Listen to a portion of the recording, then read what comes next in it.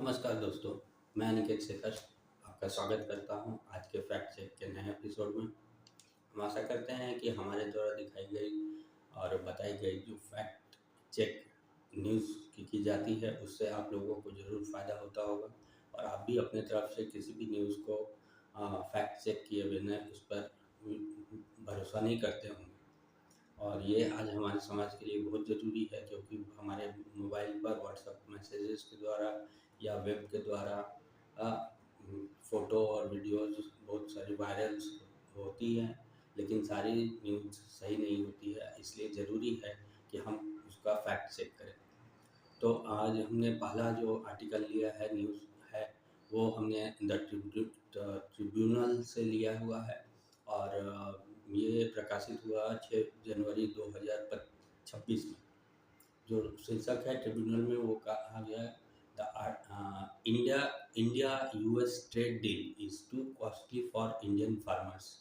तो ये India US trade deal के बारे में बता रहा है और इसका कहना ये है कि ये बहुत ज़्यादा इंडियन फार्मर के लिए कॉस्टली पड़ रहा है। आइए हम इसको फैक्ट चेक करते हैं, इसके बारे में समझते हैं कि आखिर ये है क्या। तो यह खबर कहता है कि भारत और अमेरिका के बीच व्यापार समझौता हुआ है और इसके कारण यह भारत के लिए बहुत महंगा साबित होने वाला है। तो ऐसा क्या हुआ है कि भारत को महंगा साबित होगा। व्यापार ट्रेड डील तो एक दूसरे के लिए हित में किया जाता है और तभी वो समझौता होता है। तो इसके मेन पॉइंट्स हैं कि अमेरिका अपने किसानों को भारी सरकारी सब्सिडी देता है, जो कि भारतीय किसानों को सब्सिडी नहीं मिलती है। ना ही वो उच्च गुणवत्ता वाले फसल रेडी करने के लिए उनके पास साधन मौजूद होते हैं, जबकि अमेरिका के किसानों के पास सारे साधन मौजूद होते हैं, सरकारी सपोर्ट भी होता है। समझौते से सस्ता और सब्सिडी वाला अमेरिकी कृषि उत्पाद भारत में आ सकता है। अब आप समझिए कि वैसे जो अमेरिका के कृषि उत्पाद हैं जो कम रेट पर सब्सिडी लेके आएंगे इंडिया में, वो फिर भारत के किसान द्वारा जो उपजाई गई फसल है या जो भी प्रोडक्ट्स इसके अंदर में लिए गए हैं उनके तुलना में जो अमेरिकी प्राइस है वो ऑब्वियसली कम ही होगा। हिट है, इससे भारतीय किसानों को फसल के दाम गिरने का बहुत खतरा है। सही बात भी है कि अमेरिका से जब आप इंपोर्ट कर रहे हो 0% ड्यूटी पर, तो आपके जो यहाँ पर फसल का दाम होगा वो अमेरिकी दाम को मैच करने के लिए यहाँ के भी फसल के दाम को कम करना होगा। सेब, कपास, अनाज जैसे क्षेत्रों में किसानों की आमदनी प्रभावित हो सकती है। सही है। और किसान संगठनों को डर है कि आयात बढ़ने से घरेलू खेती कमज़ोर होगी। निष्कर्ष ये निकलता है कि यह डील भारत के किसानों के हित में नहीं है। तो एक्चुअल में ये साधारण सी बात है, बिल्कुल हम समझ सकते हैं, कोई भी आम नागरिक समझ सकता है कि अगर अमेरिका ने भारत पर सबसे बड़ा जो पॉइंट है वो है कि अमेरिका ने भारत में इंपोर्ट के लिए सामान अपने बेचने के लिए भारत का व्यापार, भारत की जो जनसंख्या है उसको अपने प्रोडक्ट्स बेचने के लिए 0% टैरिफ लगाया है, जबकि इंडिया के प्रोडक्ट्स अमेरिका में बेचने के लिए 18% तक टैरिफ लगाया गया है। तो ये किस तरह का समझौता है, किस तरह का ट्रेड डील है, इसके बारे में ना जयशंकर की जो फॉरेन मिनिस्टर है वो क्लियरफाई कर रहे हैं, ना ही अपने दूसरे मिनिस्टर हैं वो सेंट्रल मिनिस्टर वो क्लियरफाई कर पा रहे हैं। तो सब खुद ही इस बात को छुपाने में लगे हैं कि हमें जैसा लगता है कि इस बात को छुपा रहे हैं कि इससे क्या नुकसान होगा भारतीय किसानों को। पर ऐसा बात है कि ये जो पॉइंट्स आए हैं यूएस के खुद सेक्रेटरी जो कृषि मंत्री हैं उन्होंने खुद ट्वीट्स में सब कहा है कि ये अमेरिका फर्स्ट के को की जीत है। अमेरिका फर्स्ट को ही प्राथमिकता देती है और अमेरिका के किसानों के लिए यह बहुत बड़ा सुनहरा अवसर है। तो हम इस जो ट्रेड डील है इसके बारे में हमारा ये पर्सनल ओपिनियन है कि ये सही नहीं है, ये भारतीय किसानों को लिए, भारतीय डेयरी जो उत्पादक हैं, छोटे व्यापारी हैं, उन सब के लिए अमेरिकी प्रोडक्ट, सस्ते प्रोडक्ट्स को, सब्सिडी वाले प्रोडक्ट्स को मैच कर पाना और उनसे टक्कर लेना बहुत मुश्किल हो जाएगा। और हमारी जो अर्थव्यवस्था है, जो हमारे क्या हम छोटे किसानों, बड़े किसानों और छोटे बड़े उद्योगों और जो भी फसल और डेयरी से रिलेटेड प्रोडक्ट्स में अपनी आजीविका कमा रहे हैं, उन सबको इसके कारण बहुत बड़ा नुकसान होने वाला है। आगे बढ़ते हैं हमारे दूसरे खबर की तरफ। ये भी इंडिया यूएस ट्रेड डील की तरफ ही इशारा कर रहा है। यह जो आर्टिकल है, यह फाइनेंशियल टाइम्स लंदन में प्रकाशित हुआ है 3 फरवरी 2026 को। इसमें को मैं हिंदी में समझाने की कोशिश करता हूँ कि इसमें हेडलाइन ने ऐसा दिया है कि मोदी सरकार ने रूसी तेल खरीद रोकने पर सहमति जताई, जिसके बदले में अमेरिका भारत पर टैरिफ घटाने को तैयार हुआ है। अब देखिए, एक तरफ तो मोदी जी बहुत बड़ी बड़ी बातें करते हैं कि क्या हम हमारे विश्व में डंका बज रही है, लेकिन दूसरी तरफ इस तरह की बातें से अगर सामने आती है कि अमेरिका के दबाव में, डोनाल्ड ट्रंप के दबाव में आप रसिया से तेल खरीदना बंद कर देते हैं, जो कि हमें सस्ता तेल दे रहा है और हमारे बहुत क्लोज फ्रेंड है रसिया, उससे आप अमेरिका के धमकी के कारण उसे तेल बंद करके अमेरिका से और वेनेजुएला से बड़े थोड़ा ज़्यादा कॉस्टली तेल हम खरीदेंगे, तो ये भी एक बिल्कुल ही गलत ये इंडियन यूएस ट्रेड डील में सामने आई है बात। इसका भी हम बहुत खंडन करते हैं। आलोचना क्या है वो अलग अलग newspaper, print media, electronic media और सोशल मीडिया सारे पर इसके बारे में डेटा अवेलेबल है। फिर भी हम आपको कुछ समझाने की कोशिश करते हैं कि इसे सरकार बड़ी कूटनीतिक जीत की तरह पेश कर रही है और लेकिन वैश्विक मीडिया इसे भारत पर दबाव में लिया गया फैसला मान रहा है। यानी देश के भीतर गोदी मीडिया तारीफों के पुल बांध रही है और जबकि बाहर की दुनिया इसे भारत की मजबूरी या सौदेबाजी में कमजोरी के रूप में देख रही है। इसी वजह से यह कहा जा रहा है कि सरकार आत्म प्रचार में व्यस्त है और अंतर्राष्ट्रीय स्तर पर भारत की छवि पर सवाल उठ रहे हैं। तो यहाँ भी रसिया से तेल खरीदने, जो हम सस्ता तेल खरीद रहे हैं उसको ट्रंप के दबाव में अगर हम रसिया से नहीं खरीद के अमेरिका से और वेनेजुएला से खरीदते हैं तो हमें महंगा पड़ता है। और इस चीज़ को जो फॉरेन मीडिया है बहुत ही ज़्यादा हाईलाइट की हुई है कि ये भारत के लिए बहुत कमजोरी का विषय है, ये भारत की कमजोरी को दिखाता है और अमेरिका के सामने घुटने टेकने को दिखाता है।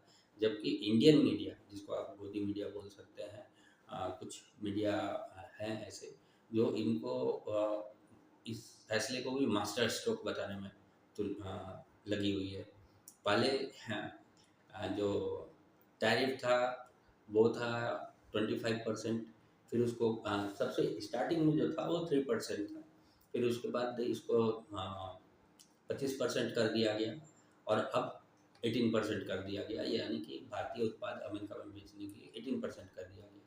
तो ये आप बढ़ाते हो तब आपका मास्टर स्ट्रोक रहता है, आप घटाते हो तब मास्टर स्ट्रोक रहता है। पर एक्चुअल में भारत की जनता के लिए, भारत के अर्थव्यवस्था और उद्योग खेती के लिए क्या ज़रूरी है और क्या प्राथमिकताएं होनी चाहिए उसको नज़रअंदाज करके ये ट्रेड डील साइन किया गया है और इसकी आलोचना विश्व में मीडिया कर रही है, जबकि भारत में गोदी मीडिया इसको अलग रूप में मास्टर स्ट्रोक, मोदी का मास्टर स्ट्रोक के रूप में दिखाने की कोशिश कर रही है। बढ़ते हैं आगे की खबर की तरफ। यह हमने एक एक्स के पोस्ट से लिया है जो 4 फरवरी 2026 का है। इसमें दावा किया जा रहा है कि सूरत में बीजेपी पार्षद विक्रम पोपट पाटिल ने फॉर्म 7 का दुरुपयोग कर 118 प्लस जीवित मुस्लिम मतदाताओं को मृत दिखाकर वोटर लिस्ट से हटवाया और गुजरात एसआईआर में बड़े पैमाने पर नाम कटे, पुलिस और ईसीआई ने कार्रवाई नहीं की। ये बहुत बड़ा मैटर है। देखिए, हर सेक्टर में अगर इस तरह की चीज़ें होने लगी। और चुनाव से रिलेटेड जहाँ गवर्नमेंट बनती है और वहाँ इस तरह की अगर बातें सामने आती है, और ये पहला बात नहीं है जो कि सूरत के में सामने आया है। एसआईआर के थ्रू आप अहमदाबाद में बहुत सारे मुस्लिम मतदाताओं के नाम काटे गए हैं। यह हमने अपने पिछले फैक्ट चेक एपिसोड में आपको बताया था। उसी तरह अलग अलग स्टेट्स में अलग अलग लेवल पर बहुत सारे नाम, मतलब गैर जो बीजेपी के एंटी वोटर्स हैं माने जा रहे हैं, उनका नाम काटा जा रहा है, मुसलमानों का नाम काटा जा रहा है। और इस पर बहुत बड़ी बहस चल रही है, हर स्टेट में चल रही है। हर स्टेट इसी आई जो इलेक्शन कमीशन ऑफ इंडिया है उसके सामने अपना रिकॉर्ड जो इसको अपोज कर रहे हैं वो प्रेजेंट कर रहे हैं। लेकिन ईसीआई जो है वो पता नहीं किस कारण से और कैसे इस चीज़ को सुनने के लिए नहीं तैयार है, आधिकारिक इस पर जांच करने के लिए नहीं तैयार है, और सीधा जो भी एसआईआर में हो रहा है उसको कोई किसी भी गड़बड़ी को मानने के लिए भी तैयार नहीं है। तो उसी से रिलेटेड यहाँ भी एक मैटर आता है सूरत में जो है इसका, और इसको भी न्यूज़ में कवर किया गया है। तो इसमें और क्या है वो हम बताना चाहेंगे कि जो तथ्य सामने आए हैं उसमें फॉर्म 7 के जरिए नाम हटाने की शिकायतें दर्ज हुई है और दस्तावेज फर्म सोशल मीडिया व रिपोर्ट्स में सामने आए हैं। पॉइंट वाइज अगर हम बताना चाहें तो स्थानीय स्तर पर पुलिस में शिकायत की बात कही गई है। सूरत में उच्च डिलीशन रेट को लेकर सवाल उठाए गए हैं। 118 प्लस मामलों में जानबूझकर फर्जीवाड़ा हुआ, आधिकारिक जांच निष्कर्ष सार्वजनिक नहीं किया गया है। 7.3 मिलियन वोटर हटे और 25.7% डिलीशन जैसे आंकड़ों की स्वतंत्र और आधिकारिक पुष्टि सामने नहीं आई है, और ईसीआई की ओर से स्पष्ट सार्वजनिक बयान अभी तक नहीं दिया गया है। निष्कर्ष क्या निकलता है कि यह मामला गंभीर आरोपों से जुड़ा है, लेकिन अभी निर्णायक आधिकारिक पुष्टि नहीं है। आधिकारिक पुष्टि ईसीआई कभी करेगा भी नहीं। अपनी गलती को छुपाने के लिए वो इस तरह के अनाउंसमेंट और इसको सही मानने का भी नहीं। निष्पक्ष जांच, एफआईआर और ईसीआई की पारदर्शिता प्रतिक्रिया जरूरी है। यहाँ निष्पक्ष जांच होनी चाहिए, एफआईआर होना चाहिए, और इस सबसे बड़ा ईसीआई का पारदर्शिता होना बहुत जरूरी है। बिना अंतिम निष्कर्ष के इसे इलेक्टोरल जेनोसाइड कहना दावा में थोड़ा श्रेणी में नहीं आता है, क्योंकि ये एक तरह का जेनोसाइड ही है कि आप जीवित व्यक्तियों के नाम वोटर लिस्ट से काट दे रहे हैं, और वो भी छोटे लेवल पर नहीं, 1, 2, 10, 12 नहीं, बल्कि हज़ारों के संख्या में आप नाम काट दे रहे हैं। और वो भी उस नाम को जो काटा जा रहा है वो बीजेपी के थ्रू ही, बीजेपी के लोकल जो कार्यकर्ता है, नेता है, उनके द्वारा ईसीआई को एप्लीकेशन दी जा रही है और ईसीआई उसे बिना जांच पड़ताल के मान रही है। ऐसी बातें सामने आ रही है, और ये ऐसी बातें सिर्फ गुजरात यहाँ में ही नहीं, गुजरात के सूरत में ही नहीं, अहमदाबाद में नहीं, बल्कि पूरे भारत से आ रही है। तो इसके लिए हम ईसीआई को ये ज़रूर रिक्वेस्ट करना चाहेंगे कि आप काइंडली भारत के जो अर्थव्यवस्था है, भारत की जो वोटर प्रक्रिया है, इलेक्शन प्रक्रिया है, इसको आप कृपया अपने ध्यान में रख के भारत के संविधान की रक्षा करिए और भारत में निष्पक्ष चुनाव कराकर जनता के द्वारा चुनी हुई सरकार को आप मौका दीजिए, ना कि आप एक पार्टी के फेवर में ये काम करें। बढ़ते हैं आगे की खबर की तरफ। आगे की खबर एक आर्टिकल है अमर उजाला वाराणसी से प्रकाशित होता है, हुई है। इस रिपोर्ट में 8 फरवरी 2025 की रिपोर्ट है, और जो अपडेट प्रकाशित की गई है उसमें बताया ये गया है कि बीएचयू ट्रॉमा सेंटर में बिहार के मरीजों का आयुष्मान भारत के योजना के तहत इलाज रुक गया है, क्योंकि लगभग 8 करोड़ का भुगतान बिहार सरकार ने नहीं किया है। बड़ा न्यूज़ है, बड़ा चौंकाने वाला भी न्यूज़ है कि आयुष्मान भारत जो सेंट्रल गवर्नमेंट की स्कीम है और उसके द्वारा जो भी बीएचयू वाराणसी में इलाज कराना है तो वहाँ बिहार से आए हुए लोगों के लिए मना कर दिया गया है। हम इसके बारे में चेक करते हैं क्या है, क्या सही है, क्या गलत है। दावा किया गया है वो, उसके बारे में हमने बहुत छानबीन की, उसके बारे में पड़ताल की, तो हमने पाया कि दावा सही है। एक्चुअल में वाराणसी के बीएचयू ट्रामा सेंटर में बिहार के मरीजों का आयुष्मान भारत योजना के तहत इलाज फ़िलहाल बाधित किया गया है। अब क्यों बाधित कर दिया गया है उसके बारे में भी जान लेते हैं कि बिहार सरकार पर लगभग 8 करोड़ का बकाया है। अब 8 करोड़ का बकाया है, भुगतान न होने के कारण दवा और मेडिकल सप्लाई कंपनियां बिना भुगतान सेवा देने से मना कर रही हैं और इसी वजह से आयुष्मान के तहत बिहार के मरीजों का इलाज रुकने की स्थिति बनी है। अब ये बिहार में अभी किसकी सरकार है? बीजेपी और जेडीयू की सरकार है। सेंट्रल में किसकी सरकार है? बीजेपी की सरकार है।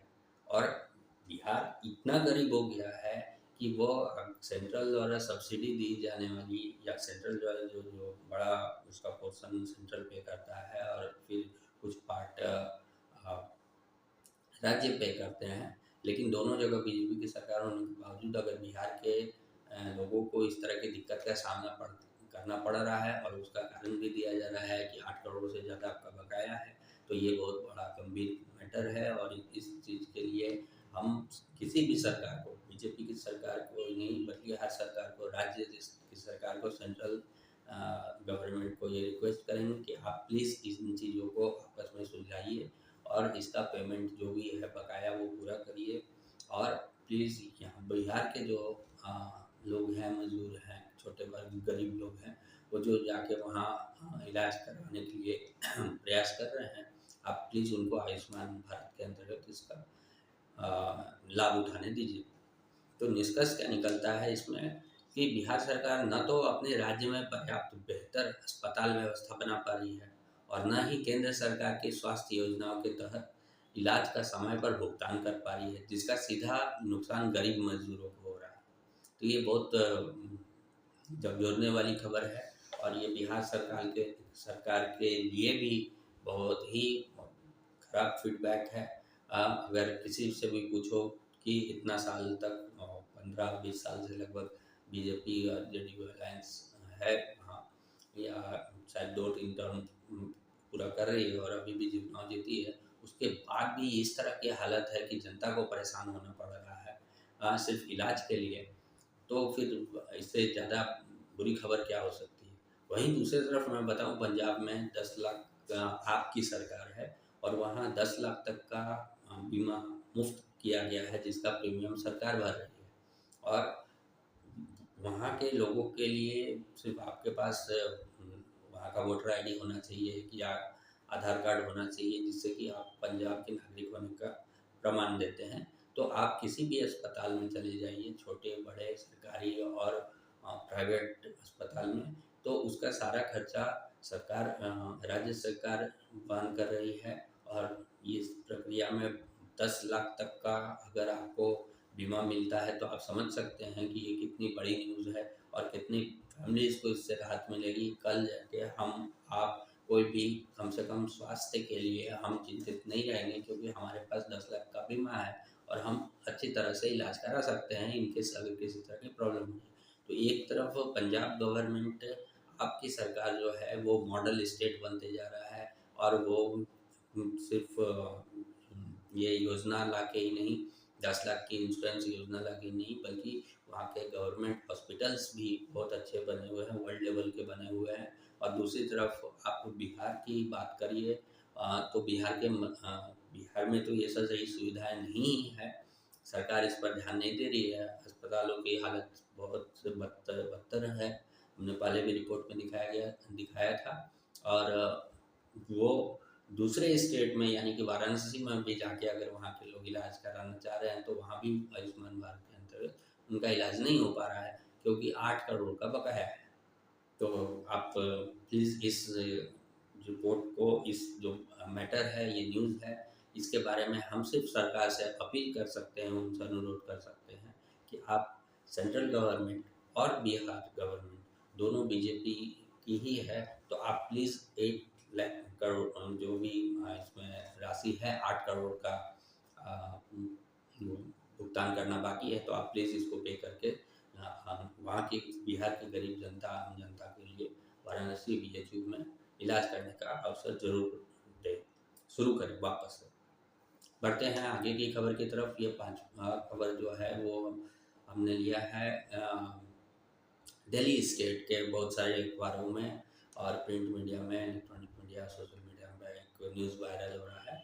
उसका जो है बारे में है वो बताना चाहूँगा। द मिसिंग पर्सन फिगर, बहुत सारे लोग मिसिंग हो रहे हैं, उसका फिगर बताया गया है। 807 टोटल है, including 509 women and girls for Delhi from 1 January to 15 January 2026।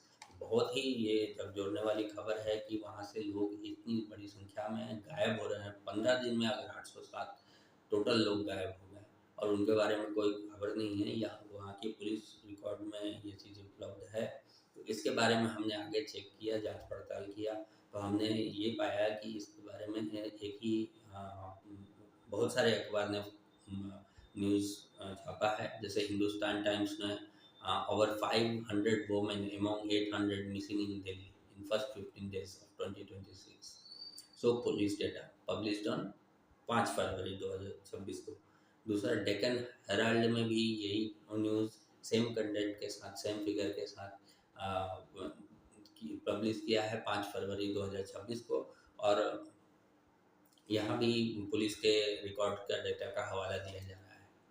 इसी तरह से एडिशनल और भी बहुत सारे न्यूज़ हैं, न्यूज़पेपर हैं, मीडिया हैं। द इकोनॉमिक टाइम्स है, लाइव मिंट है, इन्होंने भी इस न्यूज़ को कवर किया है। और around first week of February सब लोगों ने इस डेटा को और इस पर रिपोर्ट अपनी अपनी रखी है। हम इसका फैक्ट चेक करते हैं एक्चुअल में क्या है, और इसकी जो इतने सारे मीडिया इसको मैटर को रख रही है, इस पर चर्चा कर रही है और इस पर इसकी छानबीन करना चाह रही है। तो हम अपने तरफ से भी अगर इसके छानबीन किया, हमने इसके बारे में फैक्ट चेक किया, तो हम ये पाते हैं कि दावा जो है वो सही है। दिल्ली में 2026 के पहले 15 दिन में 807 लोग गायब हुए, जिनमें 500 प्लस महिलाएं और बच्चे शामिल हैं। ये आंकड़ा भी सही है। यह संख्या दिल्ली पुलिस के आधारित डेटा पर प्रकाशित किया गया है और इन 807 में 509 महिलाएं और लड़कियां थी और 298 पुरुष थे। यह लगभग 2/3 हिस्सा बनता है। क्या यह असामान्य बढ़ोतरी है इस तरह की जो मिसिंग होना, ये क्या अचानक से इस तरह का हुआ है? तो उसको पुलिस के डेटा से अगर हम मैच करें, जानना चाहें, तो ये थोड़ा पुलिस के अनुसार ये कोई अचानक से उछाल हुआ है ऐसा कोई नहीं है। जनवरी 2026 के 31 दिन में कुल 1777 मिसिंग केस दर्ज हुए और जो पिछले सालों के औसत के आसपास है। अधिकांश मिसिंग मामलों को बाद में ट्रेस कर लिया जाता है, ऐसा पुलिस का कहना है। सोशल मीडिया पे जब इस न्यूज़ को फैलाया जा रहा है तो ये एक तरह के डर की क्राइसिस बताई जा रही है और कुछ बढ़ा चढ़ा के दिखाने की भी कोशिश की जा रही है कि इतने लोग दिल्ली कैपिटल से अगर गायब हो रहे हैं तो इसका रिस्पॉन्सिबल कौन रहेगा। दिल्ली पुलिस ने भी बताया कि इन आंकड़ों को संदर्भ में अलग अलग तरह से पैनिक फैलाने के लिए किया जा रहा है, जो कि दिल्ली पुलिस ने जो आंकड़े प्रेजेंट किए थे उसको अलग तरीके से पैनिक हो जाए ऐसा करने के उनके आंकड़े को प्रकाशित किया जा रहा है। और इस तरह से इसको उन्होंने खंडन किया है कि एक्चुअल फैक्ट ये नहीं है कि सारे लोग मिसिंग हो रहे हैं। हाँ, मिसिंग डेटा उन्होंने ज़रूर दिया है। तो अगर संक्षेप में बताएं तो 807 लोग मिसिंग की संख्या सही है। 509 वुमेन हैं एंड गर्ल्स का हिस्सा है। यह कोई अप्रत्याशित स्पाइक नहीं है, पिछले सालों के ट्रेंड जैसा ही है। पर जो भी है, हम सरकार से अपनी सेफ्टी सुरक्षा के ही लिए ज़रूर बोलते हैं और उनसे ये अनुरोध करते हैं कि दिल्ली जैसे कैपिटल बड़े शहर में जो हमारे कैपिटल है वहाँ इतने लोग मिसिंग हो रहे हैं और ऐसी रिपोर्ट्स अलग अलग अखबार न्यूज़ में प्रिंट मीडिया सोशल मीडिया पे आ रही है। देश के ही नहीं बल्कि विदेश के भी अखबार और मीडिया इसको कवर कर रही है। तो यहाँ पर हमारे देश में जो सिक्योरिटी है और पुलिस प्रशासन है उस पर बहुत बड़ा सवाल उठ रहा है। और देश की राजधानी दिल्ली में भी आप जानते हैं कि बीजेपी की सरकार है, सेंट्रल में भी और स्टेट में भी। और ऐसा होने के बाद भी अगर तालमेल नहीं बैठ पा रहा है उनका और इतने लोग मिसिंग बरता जा रहे हैं, तो ये बड़ी बात है। और इसके सरकार को ज़रूर ध्यान देना चाहिए, पुलिस प्रशासन को ध्यान देना चाहिए और इस तरह की चीज़ों को ऐसा बताना कि हाँ, ये पहले भी ऐसा ही होते रहा है और ये आंकड़े पहले भी आते रहे हैं, तो ये आपका अकाउंटेबिलिटी नहीं बनती है। इस पर आपको अकाउंटेबल होना होगा, आपको जवाब देना होगा और आपसे ये अनुरोध है कि आप इसको प्लीज़ प्लीज़ फ़ोकस करिए, इस पर कार्रवाई करिए, इसको किस तरह से सॉल्व किया जा सकता है, कैसे इसको रोका जा सकता है, इस पर ज़रूर ध्यान दीजिए। तो दोस्तों, आज का जो फैक्ट चेक है इसमें भी हमने बहुत सारे न्यूज़ कवर करने की कोशिश की और हमने कोशिश किया कि हर न्यूज़ के बारे में आपको फैक्ट चेक करके बताएं, क्या सही है क्या गलत है। उसमें हमारा भी कुछ ओपिनियन रहा है कि सरकार ने जो न्यूज़ आ रहे हैं उसके बारे में सरकार को क्या करना चाहिए, नहीं करना चाहिए। और हम तो यही अपेक्षा करेंगे कि सरकार सेंट्रल गवर्नमेंट हो या स्टेट गवर्नमेंट हो या लोकल बॉडीज़ गवर्नमेंट हो, सारे लोगों को मिलकर इस बातों की अकाउंटेबिलिटी सबसे ज़्यादा ज़रूरी हो जाती है कि वो अकाउंटेबिलिटी लेके अपने जिम्मेदारी समझकर भारत के लोगों के लिए, राज्य के लोगों के लिए या छोटे बड़े किसान के लिए, उद्योगों के लिए, युवाओं के लिए और हर तरह से हर सेक्टर में आप प्लीज़ ग्रोथ दिखाइए, ग्रोथ करने की कोशिश करिए। हम आपके पूरे साथ देंगे, हमारी जनता जो है वो पूरे साथ में है। पक्ष विपक्ष को भूल के आप इन चीज़ों को जितना भारत को अच्छा बना सकते हैं आप बनाइए, हम यही अनुरोध करेंगे। और फैक्ट चेक के माध्यम से हम समय समय पर न्यूज़ का एनालिसिस भी करेंगे, उसके बारे में भी बताएंगे क्या वो सही है क्या गलत है और लोगों को भी हम अवेयर करने की कोशिश करेंगे। आशा करते हैं हमारा फैक्ट चेक का आज का एपिसोड भी आपको अच्छा लगा होगा और इसके बारे में दी गई जानकारी आपके काम आएंगी, जो सोशल अवेयरनेस और सोशल अकाउंटेबिलिटी और फेक न्यूज़ को हम बिल्कुल ही बहुत बड़ा वार कर रहे हैं, ऐसा हम मानते हैं। तो आज के लिए बस इतना ही, हम कल फिर मिलते हैं और नए फैक्ट चेक के साथ, नए न्यूज़ के साथ। तब तक के लिए धन्यवाद।